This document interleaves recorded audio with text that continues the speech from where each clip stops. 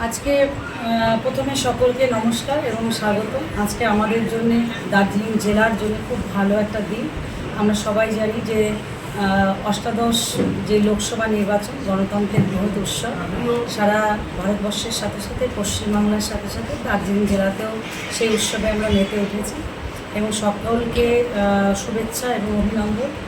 এই প্রখর দাবদাহকে, গ্রীষ্মের দাবদাহকে উপেক্ষা করে যেভাবে সকাল থেকে মানুষ লাইনে দাঁড়িয়ে নিজেদের ভোটাধিকার অর্থাৎ গণতান্ত্রিক যে অধিকার নিজের ভোট নিজে দেওয়া সেটা প্রয়োগ করছেন, তার জন্য সকলকে ধন্যবাদ। আজকে সারা ভারতবর্ষে 88টা কেন্দ্রে নির্বাচন চলছে, তার মধ্যে পশ্চিমবাংলায় 3টে কেন্দ্রে চলছে, বালুরঘাট, রায়গঞ্জ এবং দার্জিলিং জেলা। তো সকালবেলা থেকে স্বাভাবিকভাবে আমরা রাস্তায় রয়েছি এবং প্রত্যেকটা বিষয় আমরা খতিয়ে রাখার চেষ্টা করছি। আমাদের রাজ্য থেকে বারংবার মমতা বন্দ্যোপাধ্যায় এবং আমাদের প্রিয় নেতা অভিষেক বন্দ্যোপাধ্যায়, দলনেত্রী মমতা বন্দ্যোপাধ্যায়, তারা কিন্তু বারংবার খবর নিচ্ছেন। রাজ্য সভাপতি সুব্রত বক্সিও তিনি আমাদের সাথে খবরে রয়েছেন, খবর নিচ্ছেন বারে বারে। প্রতি ঘন্টায় তারা বিভিন্নভাবে তাদের যে আমাদেরকে আরেকটু কীভাবে করলে ভালো হয় নির্দেশ দেওয়া, আমাদের ভুলগুলো ধরিয়ে দেওয়া, তারা আমাদের সাথেই রয়েছে। সবটা মিলে নির্বাচন ভীষণ শান্তিপূর্ণভাবে চলছে এবং দু একটা জায়গায় বিক্ষিপ্তভাবে সকালবেলা থেকে ইভিএমের একটা বিকল হওয়ার একটা খবর এসেছিল, সেটাও খুব তাড়াতাড়ি মিটিয়ে দেওয়ার চেষ্টা করা হয়েছে এবং আমাদের 3টে ওয়ার্ড রুম খোলা হয়েছে। একটা মাটিগাড়া নকশালবাড়ি বিধানসভায় খোলা হয়েছে, একটা ফাঁসি দেওয়া বিধানসভায় খোলা হয়েছে, একটা শিলিগুড়ি বিধানসভা আমাদের জেলা অফিসে খোলা হয়েছে। এখান থেকে পুরো নির্বাচন পরিচালনা করা হচ্ছে। যেখানে যা কমপ্লেন হচ্ছে সেটা একটু আগে আমাদের কাছে একটা খবর আসে, মাটিগাড়া নকশালবাড়ি বিধানসভার বিধায়ক আনন্দ বর্মন মহাশয় তিনি নিজের যে এমএলএ স্টিকার লাগানো গাড়ি নিয়ে তিনি ঘুরে বেড়াচ্ছেন, সেটার বিরুদ্ধেও একটা কমপ্লেন হয়েছে। আমরা আরেকটা কমপ্লেন বলবো, এটা মানুষ ভালোভাবে নেবে না। অতি জনপ্রিয় একটা সংবাদপত্রে সকালবেলা উঠে দেখছি যে একটা দল যারা ওই বিজ্ঞাপনের উপরে ভরসা করে ইলেকশনটা করছে, তাদের একটা অনেক বড় একটা বিজ্ঞাপন দেওয়া, এটা কখনোই হতে পারে না। আমার সাথে প্রসিদ্ধ আমাদের এই শিলিগুড়ি লয়ার রয়েছেন আমাদের দাদা পীযূষ ঘোষ মহাশয়, তিনি বিস্তারিতভাবে বিষয়গুলো বলবেন, আমি একটু বলে নিই। তো এই যে বিষয়গুলো, যে নির্বাচনী বিধি ভঙ্গ, যেটা আমরা সম্পূর্ণভাবে আস্থা রেখে, আমাদের সংবিধানের উপর আস্থা রেখে আমরা নির্বাচনটা 1.5 মাস ধরে প্রায় করলাম, যাতে কোনোভাবে আমরা বিধি ভঙ্গ না করি। তারপরেও আমাদের হয়তো টুকটাক ছোটোখাটো বলে যে সাথে সাথে আমরা শুধরে নেওয়ার চেষ্টাও করেছি, তারা কিন্তু করছে না। আমাদের প্রশ্ন শুধুমাত্র নির্বাচনের যে নিয়ম কানুন রীতিনীতি, সেটা কি তৃণমূল কংগ্রেসের জন্যেই? সেটা ওই যারা মসনদে এতদিন ছিলেন তাদের জন্য কি কোনো এই নিয়মগুলো, তাদের নিয়মের আওতায় কি তারা আসে না? এই বিষয়গুলো দেখতে হবে। একটু আগে আমাদের যে বিদায়ী সাংসদ, তিনি একটা আপনাদের মাধ্যমে আমরা জানলাম, তিনি একটা অভিযোগ করেছেন পাহাড় থেকে সমতল, তারা বলছেন যে ভোট করতে দেওয়া হচ্ছে না, হারমাত বাহিনী ভোট করতে দিচ্ছে না। আমি একটা কথা বলবো, এখন তারা বুঝে গেছে পায়ের নিচের মাটিটা আস্তে আস্তে সরতে শুরু করেছে। দিন যত বাড়বে পায়ের নিচের মাটিটা বেলা বাড়ার সাথে সাথে সেটা আরও সরতে শুরু করবে।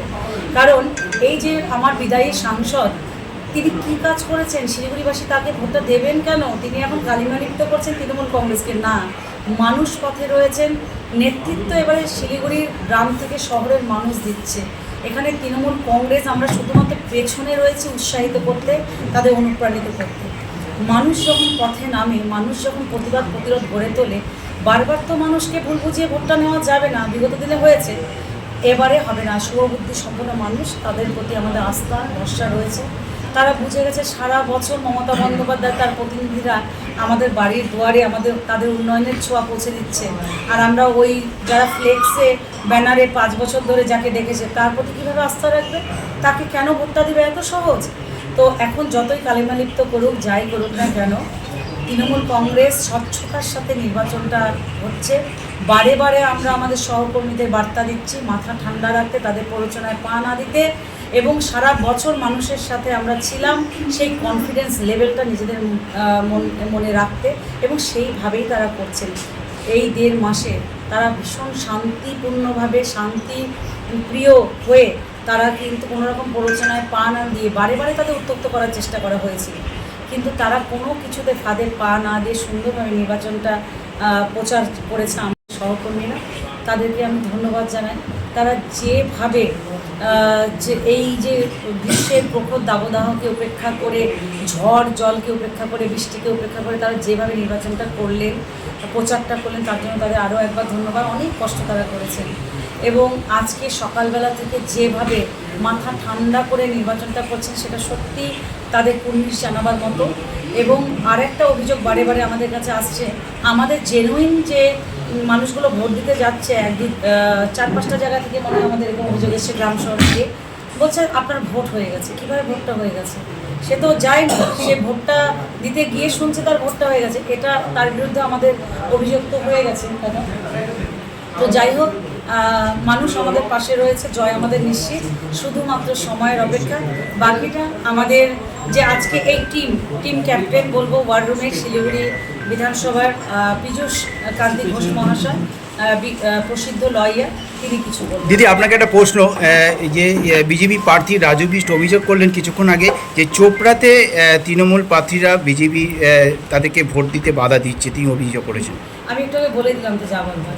অভিযোগ সারা বছর করেছে, ব্যানারে আর ফেস্টুনের মধ্যে ছবিতে মুখ দেখিয়েছে আর অভিযোগই করেছে, কিছুই তো করেনি।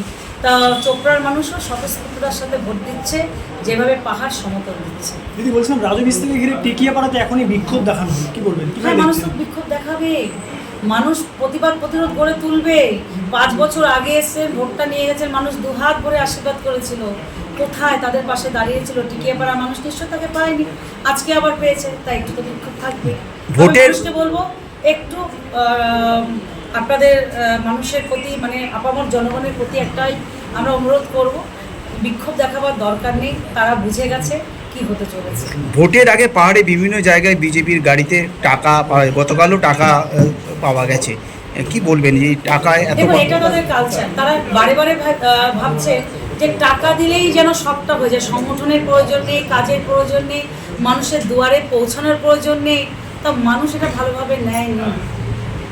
আর মানুষের প্রতিবাদ প্রতিরোধ কিন্তু ভোটের বাক্সে অবশ্যই করবে।